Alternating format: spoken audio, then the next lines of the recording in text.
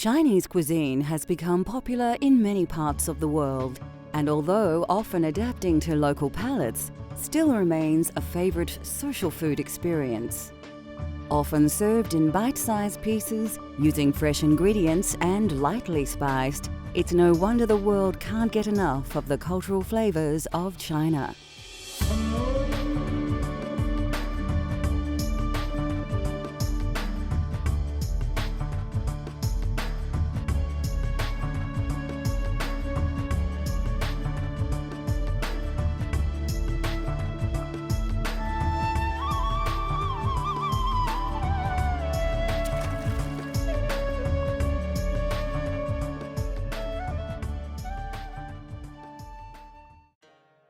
A country that features various geographical regions from mountains to grassland, the food of China is very much influenced by location and local produce, resulting in a variety of dining styles and flavors. China is a multicultural country, and even the food, they got all different kind of culture. The style, the taste, the spices, like northern, they're more spicy and more like oil to cover, to keep the food warm. So they are slightly a bit of oil in there because of weather there. And southern is slightly a little bit different. Mainly it's the opposite of the style. It's clear, less oil and less spices. And because of that, that's why the southern food can bring up more natural taste and less oil. And not all the food are spicy. And southern food is concentrate on the natural of the food. What it is, you bring it out and you get that taste straight away.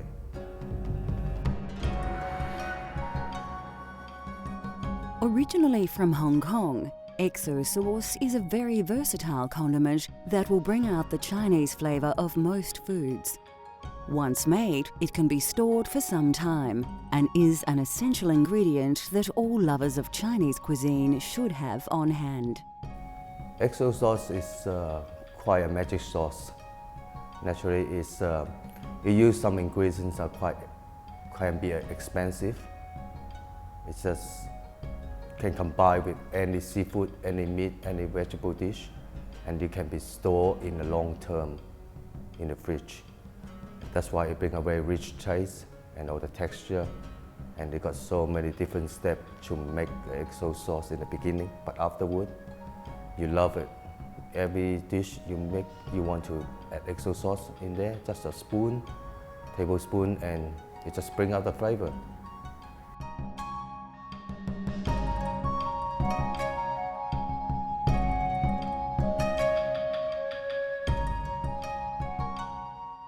It will take a little time to make the perfect XO sauce, but it is well worth it. You'll need several ingredients, some of which may only be available from selected Asian grocers. These include Chinese pickle and dried shrimp. Dry scallops need to be soaked in hot water for at least half an hour.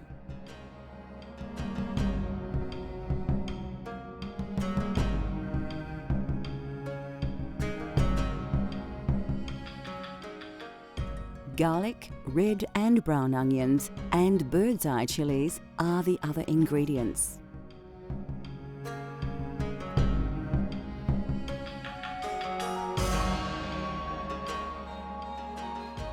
Like so many great dishes, the first thing we need to do is chop some onions. First, remove the skin from a brown onion and then chop finely before placing in a bowl. Now grab a red onion and slice to a similar size as the first onion.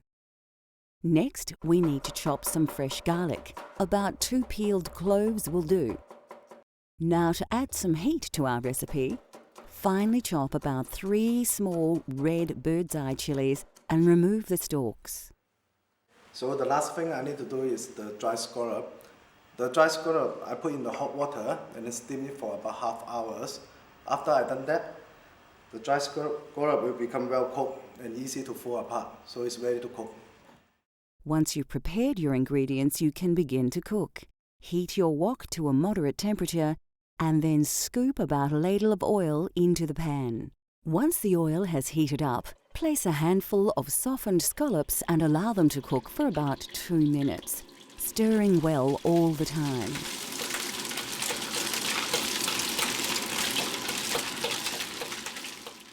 Then, remove them from the oil and place them somewhere where they can drain. Grab a handful of Chinese pickle and add this to the oil. Stir this well and this time cook for 5 minutes before removing this from the oil and placing somewhere to drain. It is very important that you turn the heat down low now. To the oil, add your chopped red and brown onion along with a very generous sprinkling of dry shrimp. Stir the ingredients well. This part of the recipe will take a long time, but your patience will be rewarded as your resulting XO sauce will look and taste much better with time. After about half an hour, the ingredients should have cooked quite well and turned a dark golden colour. Make a well in the oil and then add some chopped garlic and allow to cook for about 1 minute.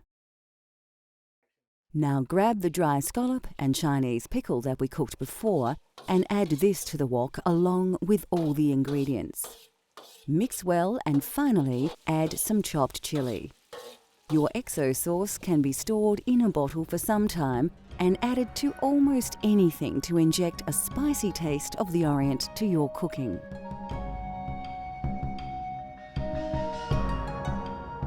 Traditionally, shallot cakes were a tasty and filling breakfast meal for peasants. They were cheap and easy to make and a great start to any working day. Shallot cake originally is from China, and it's mainly it's a history pancake bring along to this generation. And it's easy to prepare, and for a parent it's a less value of money to can afford it. In the old day, they don't have that much money to prepare the breakfast every day with their expenses. And shallot cake is a simply crunchy and soft inside and a strong texture. And the main thing is help them to fill up their stomach almost half of the day.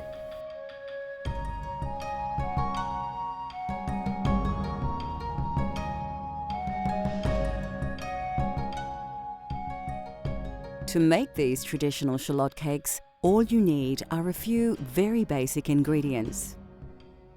To make the dough, you will need 500 grams of flour, 150 ml of boiling water, and 75 ml of ice water. Apart from a few pinches of salt and sugar, the only other essential ingredients are, of course, spring onion.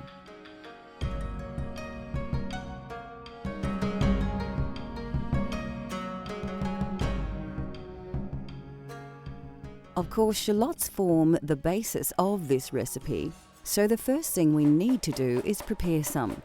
Finally, slice your green onions right up to the leafy part and then put to one side for later. Take a large mixing bowl and pour in 500 grams of flour. Pour in a glass of hot water and give everything a good mix. Now we need to add a glass of ice water and then mix the flour and water really well until the water has completely been absorbed by the flour. Tip the contents of the bowl out onto your worktop and knead your dough together using your hands. After we roll it about 20 minutes, it seems to be okay. What we need to do is we cut it to small pieces, like 20 pieces, and then we need to roll each pieces. And then after we roll it, we put some spring onion in. Using a pastry cutter or knife, cut out as many sections as you can. Put these to one side as we need to roll them out one by one. Flour your workbench before rolling out each ball like so. Then, grab the shallots you prepared earlier and liberally sprinkle a small handful down the middle of the pastry. Add a good pinch each of sugar and salt. Now comes the tricky part. First, fold one side to the middle, then the other side, make sure it overlaps with the first fold. Twist it around and then bend one end to the middle before bringing the other end back in on itself. Okay, let's look at that again.